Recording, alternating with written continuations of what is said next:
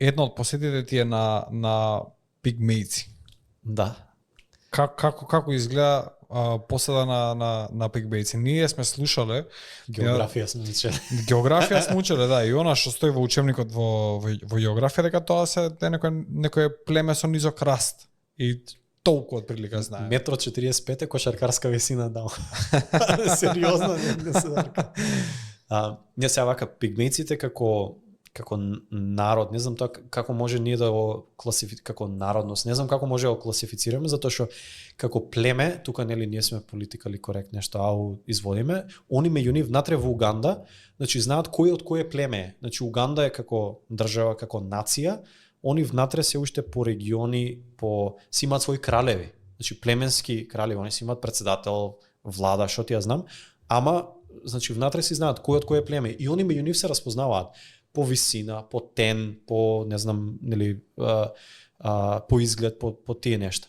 Сега пигмејците се ги има во едно големо пространство на границата на Уганда со Конго и надолу. И веројатно ги има распрчкани на многу места, е тоа да племе да го наречеме. Мислам него тоа пежоративно да го наречеме племе, ама тоа е као друга сорта на луѓе некако, ќе му да не друга со своји народи. Друга подгрупа, мислам, они се африканци, нели се од таму, се црнци, со тоа што по растот, по физиономијата се разликуваат од другите, како што не знам тие од Судан се разликуваат од овие од Уганда, како тие од Нигерија, внатре Нигерија има исто племја, се разликуваат меѓу нив. И сега они се за жал барем таму во тој регион се во најнезавидна положба. И ја тоа кога го видов прв пат си викам зарем можно ова да видиш африканец да го сожалува друг африканец, ама онаа со сета душа да го сожалува. Колега африканецов и другиве таму што се африканци, кога бевме да ги посетиме пигмејците, значи гледаш беше таа и да се смееш и ја плачеш исто време. Сега одиме кај нив, нели да се запознаеме, кралот нивни не пречекува, па имаат не пречек, па танци, па нешто па ова, па тоа. И нели традиционално па ни нудат ние им однесовме храна, помош као за прв пат, па да видиме што треба за понатаму. И тоа што беше најако, ни носат нивни изработки, некои ножиња, некои стрели со кои они ловат, ден денешен ловат лилјаци, мајмуни и такви чуда. И сега ни ги нудат да ни ги продаат тие нешто. Значи нивните, ја имам лаки стрела, гледам ти си белец да ти ги продам сееш. И окей, ние ги купуваме, ти знаеме дека тие пари им требаат, не дека што ќе правам ја со лаки со стрела, мислам. Убаво сувенирче, ама тие стварно ловеле со тие употребени се, не се сувенири. И знаеш што беше најсмешно? Тебе ти продале нови или користени? Користени. Ножиња, имам слики, имам на Facebook станал ножиња и гледаш дека се онаа виќе од тенк, од лим некој сечен, зараѓени онаа више, не личи тоа онака, и сувенир паич не личи, онака не личи, не па така. И нема врска, и сега ние купуваме од сожалување, што се да најдеш причина да им дадеш пари на луѓето, а тоа да не биде као нави пари, сеќаш. И гледаш африканциве од Уганда, колегава мој купува сувенири африкански од нив. И му викам, Джеймс, шо ќе ти е тебе ова? Викам, ти си тука. Вика, жал ми е за луѓе. Вика, знаеш, и он сега да се најде начин како да им даде пари, он купува сувенири од нив. И тоа ти дава увид да видиш дека тие луѓе владата на Уганда се обидува да ги, веќе, не знам, неколку децении наназад, да ги еманципира. Значи ги вади од шумата, од џунглата, да ги извади во градовите, да живеат нели урбано, да се образуваат и сето тоа, ама тешко оди. Тие луѓе значи не знаат ништо друго. И мислам тоа е сосема разбирливо. Значи он не знае земјоделие, не знае трговија, он знае да лови и знае да собира плодови низ џунглата. И он е добар во тоа што прави. Ги вади владата од Уганда надвор од тоа место и тие луѓе се осудени да гладуваат. Ако не дојде на дворешна помош, не знам, од организација од ваму од таму, тие луѓе ни се на своето, ни па оваму се интегрирани, еманципирани, не се инклузирани, не се прифатени таму. Како би ги вклучила, значи тие се, мислам дека е преголем гапот кога се случувале, да кажеме, такви спојки на племиња, народи, еманципации и така натаму, значи претпоставам дека и јазот иницијално треба да е помал, да е нешто возможно да се совлада као човечко битие, за да некој се приклучи или Да се интегрира. генерацијата или две генерации после него. Значи ова е веќе, значи ова е преголем гап, значи овде има векови гап, мислам дека на развој. Еве тоа после 2 децении или не знам колку, зависи ли па ќе кажам од регион до регион, таму каде што ние одиме, веќе 15 на 20 години, нема ни 20, ама 15 на години се тие луѓе таму. И тие луѓе се уште живеат као полуурбан, полуномадски див живот, како кажам. Значи, има време кога се таму, има време кога се на лов. И сега проблемот за владата на Уганда или за владата на Конго или на Руанда, каде и да живеат тие, има различни заедници. Например, таму ние пигмејците што ги посетуваме се 150 на семејства. Значи, заедница е тоа. Не се они, не знам, милиони луѓе, и сега на 20 км, 30 км подоле има уште една заедница од 100 фамилии, па ваму има 200 фамилии. И сега се тоа си е микрокосмос во уште, знаеш, во мини космос. Па у космосов што е Уганда. И сега таму, фала му на Господа, веќе има исчекори и во поглед на еманципација и се до тоа, ама разбирали води тешко. Тоа што поглавицата, тој кралот нивни што викаат, тоа никош нема да го заборавам дека сум жив, вика, нели, одиме неколку години поред и нешто сега веќе се знаат што правиме, зошто сме таму и сите тие нешта, има сопствена црква веќе. Значи овој што е колегата, друг колега од Уганда, таму е млад пастор, значи он ги посетува, имаат богослужби, им помага, преку него оди целата соработка, оти со нив ни зборуваме исти јазик, ни знаеме, ни концептуално не сме на исто ниво. И он е као посредник, оти он ги разбира, а не разбира и нас. И што сакаме да постигнеме, што сакаме да направиме, и преку него, нели, со превод ни вика сакаме да ви заблагодариме за помошта, за храната, за алати им купувавме таму, еден куп работи, и вика пред се, сакам да ви заблагодарам, затоа што ни го носите овоа. Значи они веќе имаат Библијата, нели, црква, заедница, како и да изгледа таа, нели, заедница. Вика кога доаѓаме таму затоа што ги поучуваме на тоа нешто. Оти вика, ова се негови зборови, така, некој им извади од контекст. Нека расист, не знам што, вика, ова се негови зборови, вика, пред да дојде ова нешто, зборови за Библијата, вика, ние се гледавме, мислевме дека сме зверови, а и така живеевме. Вика, со преку ова нешто, разбравме дека и ние сме луѓе. И ти можеш да замислиш она тежината на таа изјава, тоа он е по главицата. Значи, она кој каже ќе те има, она кога каже ќе те нема, сваѓаш. Значи он е главниот на тие луѓе. И он вика, сееш, ние преку оваа книга разбравме и дека ние сме луѓе како другите. Спрема африканците другите, значи он нас не познал, значи не знаеле дека има белци, дека сееш, како што они живееле. И сега дел од проблемот е што се уште некои од нив одат да ловат лилјаци, мајмуни.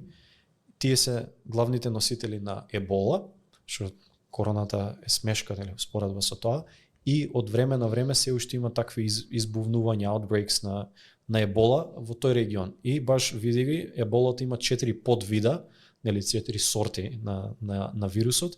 Едниот е Бундибуџо Strand или Бундибуџо таму нишка. Тоа е местото кај што ние одиме. По тоа место е наречен. Таа еболата е болест со над 90% смртност, мислам дека. Еболата е... Значи тоа е те допрели толку е, мислам дека. Еболата е страшна работа. Мислам сме имале неколку пати до сега, онака close calls, значи блиски сусрети кај со колегата. Тоа беше тесна вера. Ова е, сега да не ти излажам, дали беше 2018 или 2019, таму сме у Бундибуџо. И затоа што кога ние одиме, неколку цркви доаѓаат заедно, луѓе од Конго, тоа е на самата граница со Конго, воена зона, луѓе од Конго, пастори, водачи, верници доаѓаат и од Конго и од Уганда заедно да имаме голема заедничка богослужба, семинар, поучување, што и да е. И има неколку стотини луѓе што доаѓаат и затоа што нема ни една црква што е доволно голема да не собере сите, го изнајмуваме холот, тоа е сала огромна на Црвениот крст. Таму ги има. И се дешава првиот ден одиме, рачуне 200-300 луѓе таму, нели, пеат, молитви, се поздравувај со сите, заедно јадете, пиете тука цел ден се заедно.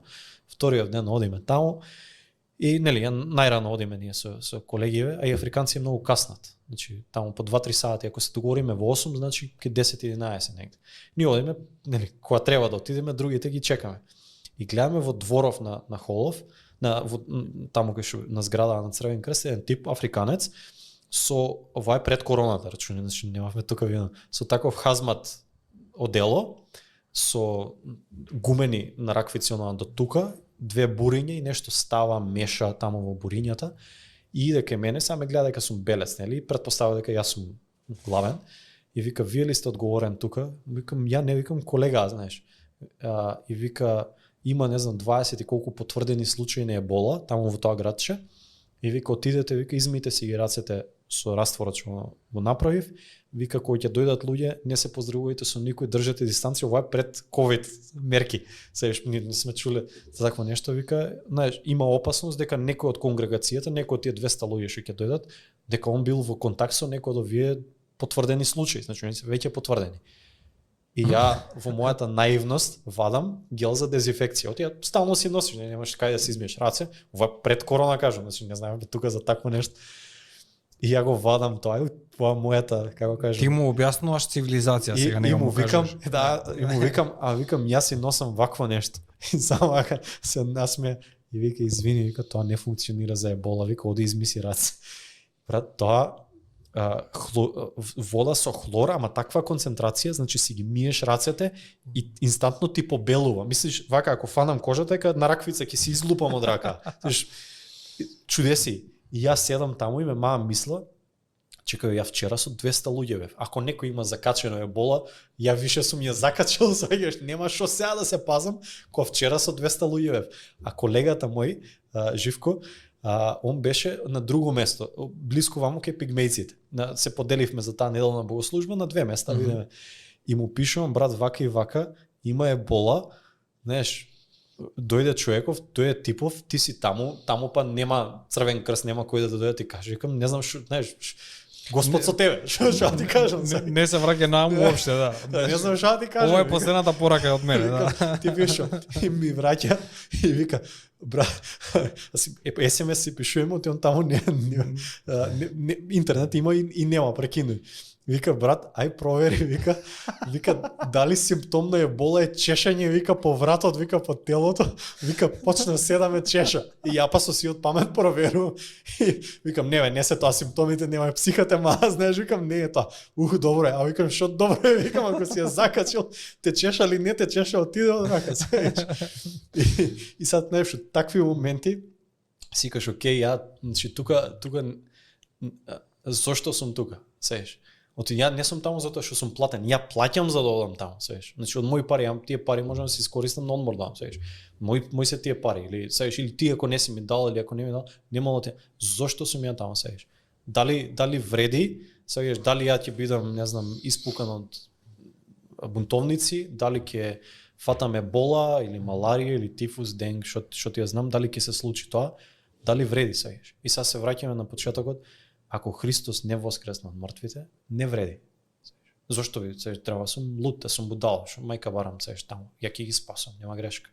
Сееш, ама ако Христос навистина воскресна од мртвите, тогаш се што правиме на оваа земја за Христос и за ближниот се вреди. Сееш, без разлика на личната цена. Нормално е, не треба да бидеш неразумен, треба да бидеш мудар, треба да сето тоа, ама сееш, тоа вагање мора да ја земеш, ако верата е стварно реална, тогаш ја земаш во обзир и верата и не само животот и околностите тука, туку и вечниот живот, во кој, нели, веруваме, вајда. Сееш, така да, многу така реалити чек е Африка. И други места што сум бил, ама Африка е така еднаш годишно, одам некој пат, 2 пати ќе се погодuje сега, ако одиме за почесто, ама добар така реалити чек. И стално кога се вратам од Африка, жена ми вика, не дека сум нешто посебно бучен, гласен, не знам како е. Стално кога се вратам од Африка и жена ми вика, стално си идеш од Африка и вика, многу си смирен, вика, знаеш.